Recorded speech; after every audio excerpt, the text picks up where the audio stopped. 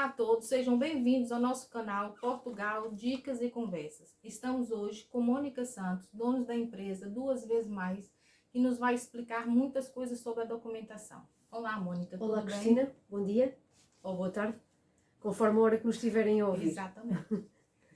Muito bem, eu aceitei de muito bom grado o convite que me foi feito pela Cristina, que é a pessoa com quem eu já trabalho há um bom par de anos, portanto, eu sou contabilista certificada de profissão, portanto tenho a empresa Duas Vezes Mais e vamos efetivamente aqui fazer alguns tutoriais para que quem se disponibiliza ou para quem quer vir para Portugal vindo do outro lado do Atlântico possa saber e se possa mexer quando cá chegar e saber o que é que tem efetivamente que orientar no sentido de poder estar perfeitamente regularizado em Portugal. Portanto, uma das primeiras situações que eu gostaria de vos apresentar é, dado que quando chegam a Portugal a grande maioria das pessoas nem sequer um visto portanto, uma autorização, um visto de turista traz, portanto, uma das primeiras coisas que têm que fazer é tentar chegar a Portugal via Lisboa, para poder facilitar efetivamente o processo depois de tudo aquilo que implica, não só junto da autoridade tributária, bem como também depois, mais tarde, junto do próprio CEF. Certamente que quando vêm para Portugal perguntam-se a um sem número de questões que querem ter resposta e muitas das vezes a dificuldade é chegar até alguém que vos possa dizer o que é que têm que fazer e como é que têm que se comportar, ou quais são os passos que têm que dar seguimento. Falamos a mesma língua, mas somos países absolutamente diferentes, com situações tributárias, fiscais, com N situações até inclusive culturais absolutamente diferentes, mas ainda assim nós aqui estamos sempre de braços abertos para vos receber, não fôssemos nós aquilo que sempre nos habituámos a ouvir dizer, países irmãos. De facto a questão da língua facilita e muito, mas uma das primeiras coisas que têm que ter noção de que quando chegam a Portugal é que a cultura, o clima, a forma de estar, a forma de ser, tudo aquilo que envolve o português na nossa sociedade é absolutamente diferente daquilo que se passa do outro lado do Atlântico. Aquilo que nós pretendemos aqui com este primeiro tutorial e para terminar as apresentações é mesmo dar as boas-vindas para quem decide vir para Portugal, coisa que a Cristina já fez há cerca de 23 anos, ainda cá permanece, e pronto, ajudar-vos de certa forma a facilitar o processo de integração na sociedade portuguesa. Garantimos-vos que nós aqui sabemos receber tão bem quanto os brasileiros, somos um povo extremamente afável, abrimos os braços para praticamente tudo o que vem do outro lado do Atlântico. Exatamente. E gostamos que vocês se sintam em casa. Desde logo, o que é que podem encontrar em Portugal? Um país de braços abertos para vos receber, com uma diversidade cultural muito grande, com boas praias, com boa comida e, acima de tudo, somos um povo também extremamente simpático e acolhedor.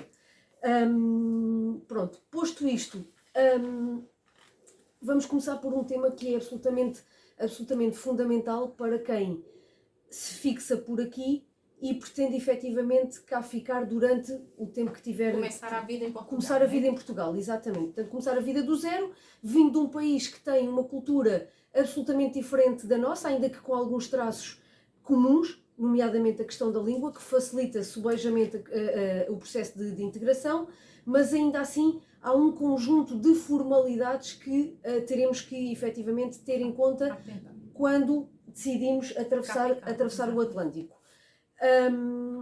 Uma das primeiras coisas que é absolutamente fundamental assegurar é a questão portanto, chegamos a Portugal, instalamos-nos, procuramos a nossa casa, procuramos a localidade onde nos vamos fixar, esperando nós que possamos receber aqui em Azambuja muitos dos que vêm do outro lado do Atlântico, dado que também existe uma grande comunidade brasileira em Azambuja, E portanto esperamos que muitos possam vir para aqui morar e aqui se fixarem. Uma vez chegados, é preciso assegurar um conjunto de situações para que possamos todos viver de forma tranquila sem termos qualquer tipo de problema com as autoridades portuguesas, ok? E portanto, desde logo, uma das vossas principais preocupações terá que ser seguramente o começar a tratar do processo de legalização e até mesmo da própria inserção dentro da sociedade portuguesa. Para isso, o primeiro passo, e é sobre isso que hoje vos vamos falar, o primeiro passo é, sem dúvida, garantir a obtenção junto das finanças, junto da autoridade tributária portuguesa, do número de identificação fiscal, vulgarmente conhecido por NIF. O NIF em Portugal, Cristina, é aquilo que é equiparado ao vosso CPF no Brasil, exatamente. Que é, portanto, o número fiscal. O número fiscal. Para toda a nossa vida, até a nossa morte, precisamos do nosso... E é sempre, como aqui em Portugal, o número do contribuinte aqui. Pronto, que é nada mais, nada menos do que a nossa identificação, à semelhança do que temos, por exemplo, no vosso caso, quando chegam a Portugal, o passaporte. Portanto, nós aqui é o cartão de cidadão, que espera-se que muitos de vocês depois lá mais para a frente consigam obter também o cartão de cidadão.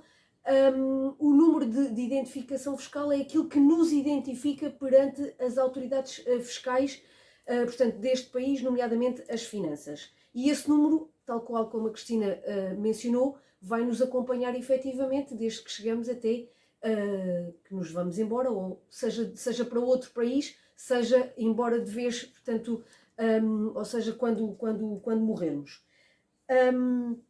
Para a obtenção do número de identificação fiscal, há um conjunto de requisitos que também deverão ter em mente, nomeadamente se estamos em Portugal há muito pouco tempo, portanto vamos precisar aqui da ajuda de alguém que se voluntarie ou que se disponha a ser nosso representante fiscal junto da autoridade tributária para que possamos efetivamente ter essa parte legalizada. E isto porquê?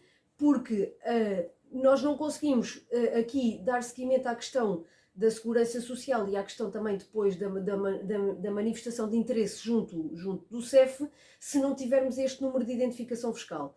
Para isso, precisamos efetivamente de uma figura que aparece aqui no meio deste processo, que é o caso, portanto, do representante fiscal. O representante fiscal é não mais do que alguém de nacionalidade portuguesa, ok? Tem obrigatoriamente que ser ou de nacionalidade portuguesa ou alguém que seja residente em território nacional. Legalizado. Okay? Legalizado.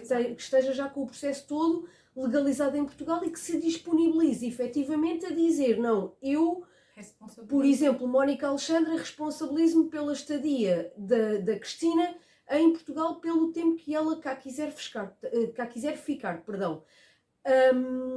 E a partir daí, portanto, eu estou solidariamente responsável por tudo aquilo que a Cristina cá fizer, seja para o bem, seja para o mal. Tenhamos consciência que ser representante fiscal de alguém é uma responsabilidade extremamente acrescida, ok? E que requer, efetivamente, aqui também uma questão de absoluta confiança na pessoa a quem vamos representar fiscalmente neste país, ok? Tendo esse representante fiscal, estamos em condições de irmos até às finanças. O ir aqui até às finanças, leia-se isto em sentido figurado, porque é um processo que pode ser feito via online, portanto a partir da internet, com acesso à internet. Não precisamos de ir presencialmente ao balcão das finanças, pode ser feito via internet, mas posto que está escolhida a questão do representante fiscal, podemos partir então para a inscrição junto da autoridade tributária, ok? Para isso é fundamental que se assegure aqui um conjunto de situações que de facto comece efetivamente desde logo com a questão do representante fiscal. Portanto, a partir daí podemos-lo fazer através do site da internet, conforme eu já vos disse anteriormente, ou mesmo diretamente no balcão. Para irmos ao balcão, sabemos que temos que preencher um determinado formulário que nos será dado pelo funcionário que nos receber, portanto, nesse mesmo balcão. teremos que preencher com os nossos dados pessoais, levamos inclusive o passaporte como documento de identificação, dado que se chegamos há pouco tempo a Portugal, nem sequer, portanto, muitos de vós vêm até sem visto de turismo, portanto, vêm completamente a zeros, e, portanto, a forma como nos identificam é efetivamente através do passaporte. E, portanto, levar o passaporte, pedir para fazer o número de contribuinte com esse tal representante fiscal, que assegurará que efetivamente essa mesma inscrição fique efetivada, ok? A partir daí, estamos efetivamente depois em condições de partir para a inscrição junto da Segurança Social, sendo que primeiro teremos que assegurar que, para isso, exista ou um contrato de trabalho celebrado com uma entidade empregadora, ou então a abertura de atividade em nome próprio junto da autoridade tributária. Exatamente. Sem estas duas situações, seja sem o contrato de trabalho ou sem a atividade aberta, será absolutamente impossível, tanto marcar presença portanto, na Segurança Social e pedir efetivamente a obtenção do número de Segurança Social, ok? A Cristina certamente que na sua época se deparou com estas situações todas. Era a mesma coisa. Não sei se quer falar um bocadinho sobre isso. Naquela altura, para mim, foi mais prático, porque eu já tinha familiares aqui, e os familiares é que me fez esse percurso. Foi o meu representante. A partir daí, naquela altura, a gente conseguia fazer um contrato de trabalho, porque no início se tinha muita falta de trabalhador naquela época. Então, logo que se conseguia trabalho, conseguia um contrato. E a própria empresa dava entrada a nossa segurança social. Então era bem mais fácil, mais acessível. É. Sendo que nós aqui também na nossa zona estamos num sítio onde tem efetivamente necessidade de muita mão de obra, exatamente, nomeadamente por força do polo logístico que existe aqui, exatamente, em Azambuja, e portanto de certa forma também é mais, eu não vou dizer que é uma questão de facilitismo, porque não é facilitismo, mas é mais acessível encontrar um posto de trabalho que nos permita efetivamente, ou que vos permita efetivamente obter de forma relativamente simples a questão do número de segurança social, que é fundamental também para que depois possamos marcar aquilo que nós cá em Portugal chamamos de manifestação de interesse. Eu não sei se há alguma coisa desta semelhante no Brasil, para os imigrantes que vão para lá. Eu creio que sim, a parte de documentação deve ser praticamente quase em todos os países. Acredito também temos que declarar que estamos no país e que estamos aptos a viver lá de alguma forma, claro, e seguir os trâmites normais. Acredito que lá também haja um organismo idêntico ao CEF, onde, portanto, quem vai de Portugal ou de outros países quaisquer, sejam eles de língua oficial portuguesa, provavelmente até haverá aqui alguns acordos entre Portugal e os PALOP, portanto, entre os países de língua oficial portuguesa, que facilitem a integração do fluxo contrário, ou seja, de quem vai daqui para o Brasil. Mas isto era apenas isso, numa tentativa de encontrar aqui um paralelismo com a vossa realidade. Exatamente. Portanto, o CEF é nada mais, nada menos a última etapa, digamos assim, para se poder obter pelo menos um visto de permanência. Começa-se com a residência curta, exatamente. Depois passa para uma próxima residência e depois fica já Cristina, com a nacionalidade. Eu creio que é melhor fazermos isto por partes. Portanto, fazemos agora, explicamos agora às pessoas a parte do das finanças. Depois vamos passar efetivamente aqui também à questão da segurança social. E em última análise, numa última etapa, deixaremos aqui, portanto, mais um tutorial com a questão do CEF. Nessa parte do contribuinte, quando a pessoa não consegue um contrato imediato, eles pensam no recibo verde, né? Sim, a questão do recibo verde pode ser uma questão alternativa ao contrato de trabalho. Há diferenças entre uma coisa e a outra. Enquanto que o contrato de trabalho, o empregador cede um local de trabalho para aquilo a que nós cá em Portugal chamamos de empregado, acredito que lá também seja o mesmo termo, e portanto há uma relação laboral entre ambas as partes, firmada com um contrato de trabalho. Ou seja, há uma relação de dependência. O empregado depende do empregador para a obtenção do seu rendimento, ok? Com o qual depois vai acabar por governar a sua vida durante o mês, portanto, durante o decorrer do mês que trabalhou. No caso do trabalhador, portanto, que assuma a questão dos recibos verdes ou que opte pelos recibos verdes, que é uma outra opção que temos. É o trabalhador independente. É o chamado trabalhador independente ou trabalhador por conta própria. Ok?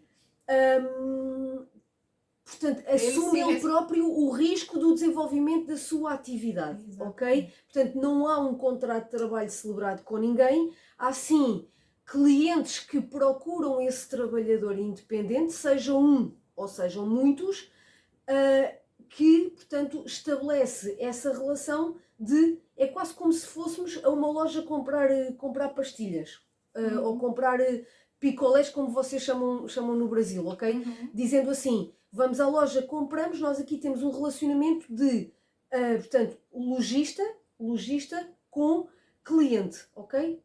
E aqui é exatamente a mesma coisa. A diferença é que as empresas ou as pessoas para quem eu, que tenho recibos verdes, presto serviços, são os meus clientes e eu sou o prestador de serviços, o trabalhador independente, ok? É muito simples abrir atividade, ok? Obedecem a um conjunto de requisitos, mas eu, Cristina, se calhar é deixarmos isto num vídeo só especificamente para essa situação, está bem? Pronto. Acho que a questão do número de contribuinte ficou verdadeiramente explicada, creio eu. Não sei se quer abordar mais alguma questão, Cristina. Não, é a parte mesmo do responsável, que você já explicou, que temos que ter um responsável. Ao sair de lá, já saímos com um número já destinado, dado para a gente, um número correto, que vai seguir para nós. É obtido na hora. Obtido na hora. Sim. E a partir daí é que nós vamos pensar em qual facilidade para qual caminho vamos caminhar. E a diversificação vem por aí no próximo vídeo, que vamos falar sobre os recibos verdes, sobre a abertura de empresa, que mais? Sobre a segurança social. E sobre a segurança social.